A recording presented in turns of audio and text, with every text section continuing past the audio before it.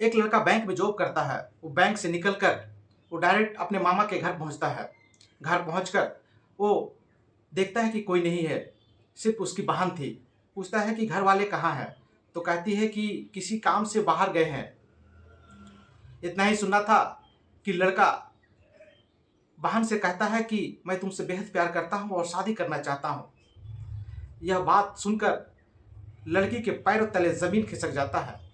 वो गुस्सा करने लगती है कि तुम पागल हो गया है, तुम मेरा भाई हो।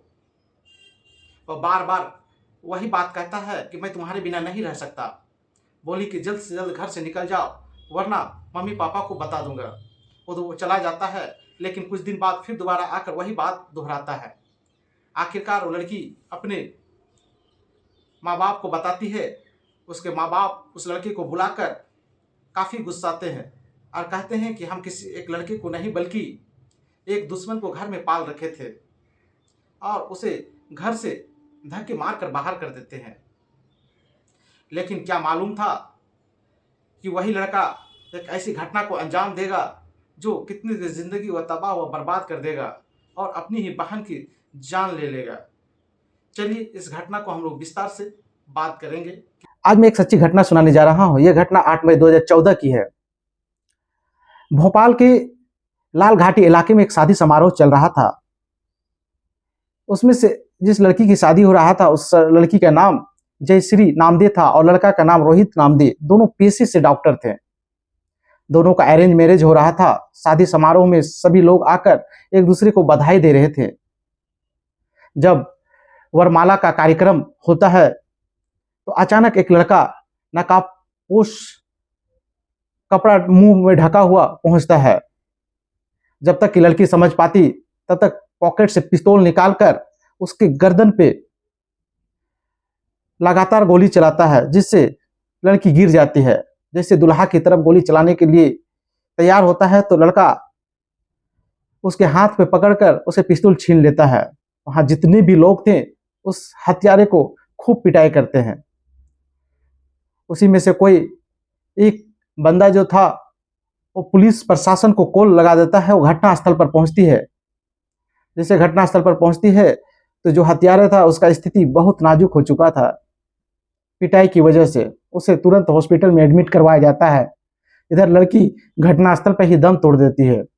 उधर लड़की के माँ बाप का मात्र एक ही औलाद थी, वो भी दुनिया छोड़ चुकी थी। उनका रो रो का बुरा हाल हो चुका। प्रशासन जांच पड़ताल शुरू कर देती है और पता करने की कोशिश करता है कि एक नई दुल्हन जो बनने वाली थी उसे कौन ऐसा शख्स था, क्या कारण था जो गोली मार देता है।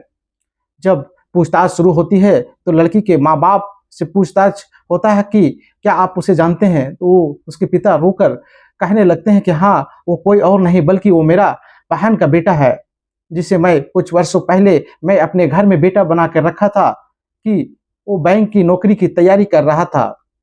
लेकिन एक दिन अचानक वो अपनी बहन से ही प्यार का इजहार करता है और शादी करने पे जिद पे अड़ जाता है, जिससे हम लोग गुस्से में आकर उसे घर से बाहर निकाल देते हैं। क्या मालूम था कि वो आकर दोबारा इतनी बड़े घटना का अंजाम देगा।